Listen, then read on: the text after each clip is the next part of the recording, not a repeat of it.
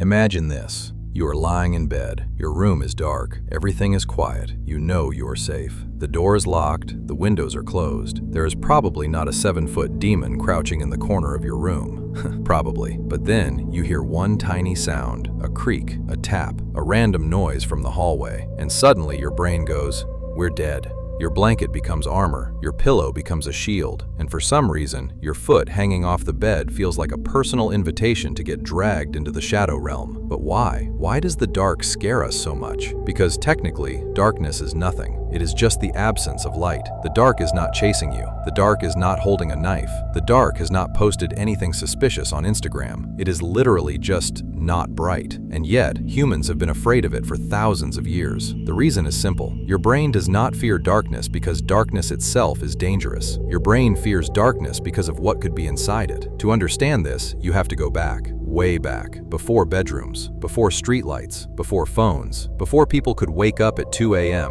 open TikTok, and ruin their sleep with 17 videos about haunted dolls. For most of human history, night was dangerous. When the sun went down, humans lost one of their most important survival tools, vision. During the day, you can see what is around you. You can see the path. You can see your group. You can see animals. You can see danger coming. But at night, everything changes. The same forest that looked peaceful during the day suddenly becomes a giant black wall of unknown noises. A bush is no longer just a bush. It is now possibly a predator. A shadow is no longer just a shadow. It is now possibly something watching you. A random snap of a twig is no longer just nature. It is now your brain filing an official report that says, "Something is out there, and I do not like the vibes." And honestly, your brain was not being stupid. In the ancient world, if you ignored danger at night, you might not get a second chance. The humans who were a little more cautious probably survived longer. The humans who heard a noise in the dark and said, "Relax, bro, it's probably nothing," may have been removed from the bloodline. So over time, the human brain became extremely sensitive to darkness, not because it wanted to annoy you, but because it was trying to keep you alive.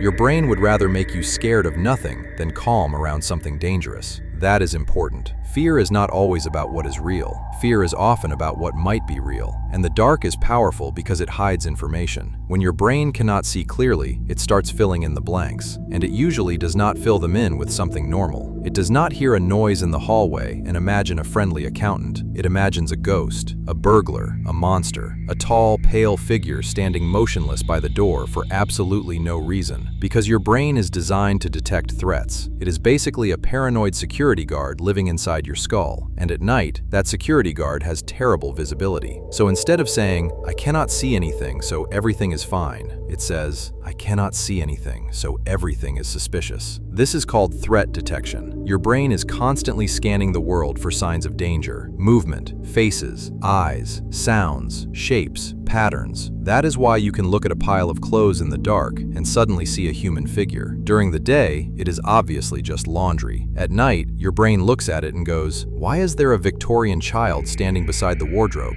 This happens because your brain is really good at pattern recognition. Maybe too good. It would rather mistake a coat for a person than mistake a person for a coat. Because one mistake is embarrassing, the other mistake could get you killed. So in darkness, your brain becomes more imaginative. And unfortunately, it does not use that imagination to write a nice little poem. It uses it to create the worst possible explanation. That is why darkness makes ordinary places feel different. Your bedroom during the day is normal. Your bedroom at night is suspicious. The hallway during the day is just a hallway. The hallway at night becomes a tunnel of bad decisions. The kitchen during the day is where food lives. The kitchen at night is where every object suddenly looks like a crouching goblin. Nothing has changed, but your ability to see has changed. And because your ability to see has changed, your brain's confidence drops. That uncertainty is what creates fear. Humans hate not knowing. We like clear answers. We like visible exits. We like knowing what made the noise. The dark removes certainty. And when certainty disappears, imagination takes over.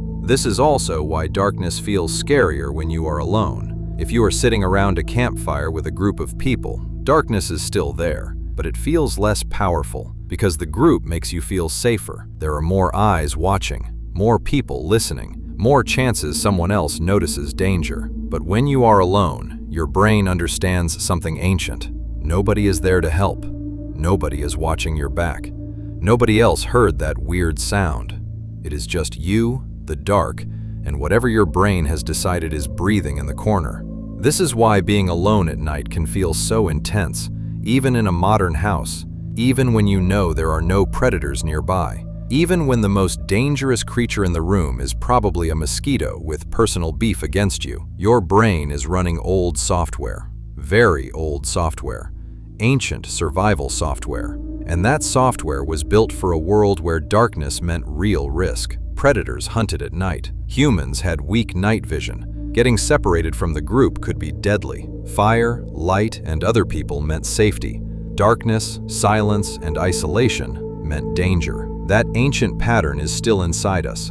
That is why humans are drawn to light at night. Campfires, torches, streetlights, bedroom lamps, phone screens, the fridge light at 1 a.m. when you are standing there like a confused raccoon. Light makes the world readable again. It gives your brain information. It tells you where things are. It shrinks the unknown. That is why a tiny lamp can make a room feel completely different. The monster did not leave.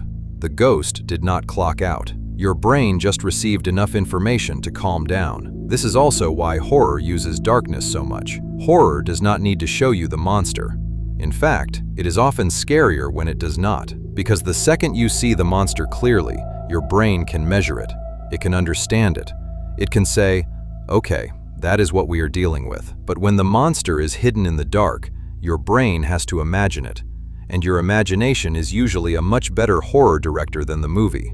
That is why the dark hallway is scary before anything appears. The closet is scary before it opens. The space under the bed is scary even though realistically, anything under there would have serious back problems. The fear comes from possibility, not certainty. The dark turns the world into a question. What is there? What moved? What made that sound? What if something is watching? And your brain does not like unanswered questions when survival is involved. But here is the strange part. We also enjoy darkness. Sometimes. We like scary movies. We tell ghost stories. We go into haunted houses. We play horror games. We willingly put ourselves into fake darkness and fake danger. Why? Because controlled fear feels exciting. When you watch horror, your body reacts like danger is nearby. Your heart beats faster. Your muscles tense. Your attention sharpens. Your brain releases stress chemicals. But deep down, part of you knows you are safe. You are not actually being hunted. You are on a couch, probably eating something stupid. So horror gives your brain the feeling of danger without the real cost of danger. It is like a survival simulator. Your ancient brain gets to practice fear while your modern body sits there under a blanket pretending it is not scared. That is why the dark is so powerful. It is not just a color. It is not just nighttime. It is a blank space where your brain can project danger. The dark hides information. It increases uncertainty. It makes you feel alone. It wakes up ancient survival instincts. And it gives your imagination way too much creative freedom. So the next time you are lying in bed and your room feels creepy, remember this. You are probably safe. That sound was probably the house settling. That shape in the corner is probably a chair. The thing under your bed is probably just old shoes, dust, and one cable you have not seen since 2019. But your brain is not trying to be logical. It is trying to protect you. It is using fear as a flashlight. Because for thousands of years, the humans who respected the dark were more likely to survive it. And even now, with locks, lamps, phones, and walls around us, that ancient instinct is still running in the background, quietly asking, what is out there? What can't I see? And why did the hallway just make that noise?